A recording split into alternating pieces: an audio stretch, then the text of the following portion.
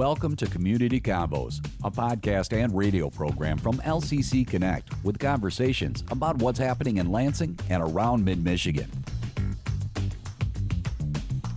Hey there, it is Dedalian back on the Convo once again, and with me in the studio today is Amy Hoyes, the Executive Director for the Grand Ledge Chamber of Commerce. Grand Ledge Chamber of Commerce. Thank you for having me. That makes a lot more sense than a commerce, doesn't it? Yes, it does. It does. And sometimes people are like, what is a commerce? It's a whole bunch of businesses in a community. Is that what a commerce is? Pretty much. It's a collective of businesses. I mean, that was always my assumption, but I never was really sure. It is. It's a collective of all the businesses and to promote a local community. Economic development.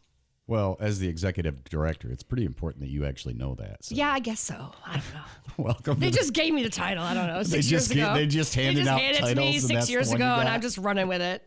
I just throw parties, Day. I really just throw parties. Oh, is that what you do? That's what I do. All right. Anyway, welcome to the Convo. Well, thank you. Thank you for having me to the Convo. You are welcome. And why are you here today? You are here to talk about the Grand Ledge Fall Festival. So what's coming up? So what's coming up October 7th, Saturday, October 7th, we have a very long day of lots of activities in Grand Ledge. So we have the Grand Ledge Fall Festival. Okay. And that's basically from 9 to 5 p.m. and all along River Street in Grand Ledge, from JC Park to Island Park, if you're familiar with Grand Ledge. We've got kids' activities, pony rides, pumpkins, bounce house, cotton candy, games, little petting zoo. I met the goat actually from the petting zoo, and he kind of thinks he's a dog, but that's the whole other thing. What do you mean he thinks he's a dog? He just walks up to you and you pet his face and you just rub. I don't know. He just reminds me of a dog. He's just super friendly. It's super, super friendly, and the owner told me he thinks he's a dog. Oh, that's fair. Well, the owner walks around with him on a leash too, which I think is kind of cool. Yeah, that helps to make him think he's a dog. But anyway, I digress. You don't normally do that with a goat. You don't normally do, but I've never owned a goat, so I don't really know. So, but he's very cool. I just have a bunny rabbit and dogs. But yeah, we have on River Street, we'll have crafters, vendors, anywhere from jewelry and candles and woodworking and all kinds of. And there's some of our vendors have activities for kids as well. Okay. So all along River Street, we have entertainment in the Performance Pavilion, some different dance studios. We have a magician that's coming this year on that Saturday. And then on the island, we'll have Civil War reenactors. They're going to do like a duel on the bridge. Oh, that'll be awesome. Yeah, that'll be cool. So, and then we have some corn shelling and apple pressing, some different things for the kids to do on the island. And then in the evening, we have our beer fest. So it's right. Yeah, so it's an all-day thing. But along with the chamber doing the fall festival, we really try to promote other entities in the community to do something as well. So the library has a pre-eclipse party. There's, I think, October 14th is a partial eclipse, I want to say. Okay. So they've got MSU's mobile planetarium there that day. So they're going to do some stuff for kids that day.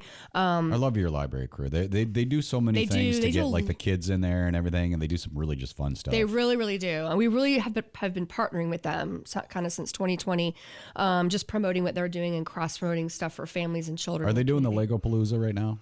I don't know. I can't remember if that was last month or the one before. I know I talked to her from the library, and they were doing some Lego stuff. Yeah, and I'm always about Legos. Lego, yeah. I mean, every age likes Legos, as long as you don't step on the pieces. But yeah. So the library will have some stuff, and then the police department and the fire department are having a barbecue cook-off. Okay. In the Bridge Street Plaza, and we're also going to have some different vehicles. Cook-off is in there competing? Yes, it's barbecue to see who makes it better. We used to do it with Music in the Park, Caring Neighbor Day. Yeah. So we just moved it to this event. That'll be in the plaza, and then they'll have some military vehicles, police, fire, for kids to kind of look around at the different vehicles. Sure. There are going to be some Michigan history encounter history people kind of down the street a little bit on Lincoln Street. One of the churches will have a craft show. The Masonic Temple will have a craft show. So there's just a lot of different things kind of going on around town, all day. So, okay, obviously the Beers Fest is going to cost you something to get in there. Yes, so everything's free except the Beer Fest is a ticketed event. So 3 to 8, PFC is our big sponsor for the glasses. You pay $30 and you get a tasting glass glass. They're really cool this year. And then you get 10 drink tickets. So this year day, we have hit our, we have 23 breweries coming this year. Oh, that's awesome. Yeah. So we had 17. It's actually grown quite a bit since It's the grown. first year. So we did it the first, I think we had 10 and 15 and 17. This year we have 23.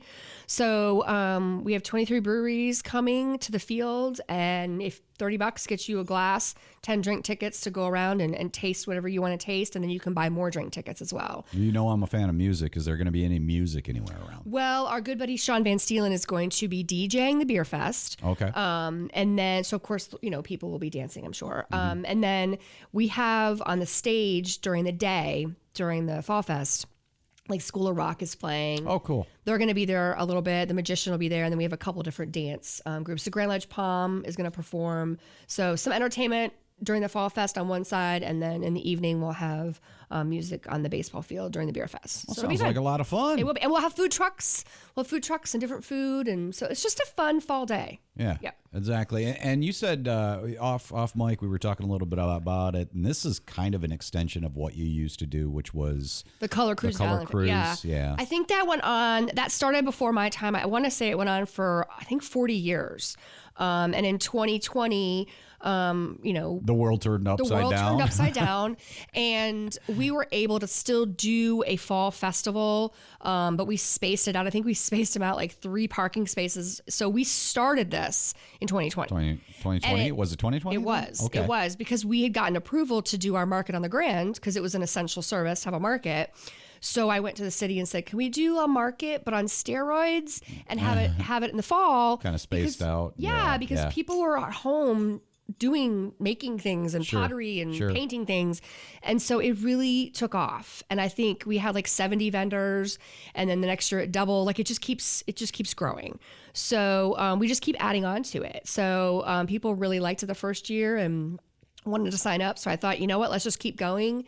And unfortunately, we don't have the riverboat back, so we can't call it Color Cruise anymore. So we just have kept going with Fall Festival and adding different elements to it. So done it for a few years now. Yeah. Again, it's October 7th, 9 a.m. to 5 p.m. essentially. Correct. Yeah. Yep. GrandLedgeChamber.com. You probably got information there at the website, correct? We do. Yeah. Everything's on our website. You can go there and you can just view everything that's going to be going on. Did we hit all the who, what, where, when, and why?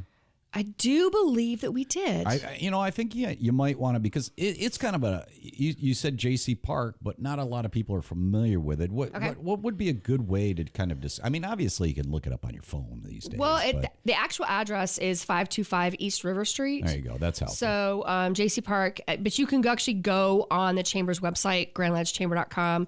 It'll list the address, but 525 East River Street is a good starting point for your GPS. And River Street is just one long street. One end is J.C. Park, the other end is Island Park. Yeah. So very cool. Amy Hoyes, the executive director for the Grand Ledge Chamber of Commerce. Thanks so much for coming in and talking with me. Thank you for having me. You've been listening to Community Convos, a program from LCC Connect with conversations about what's happening in our community. To listen to this episode on demand, visit us at lccconnect.org. or find us on your favorite podcast platform.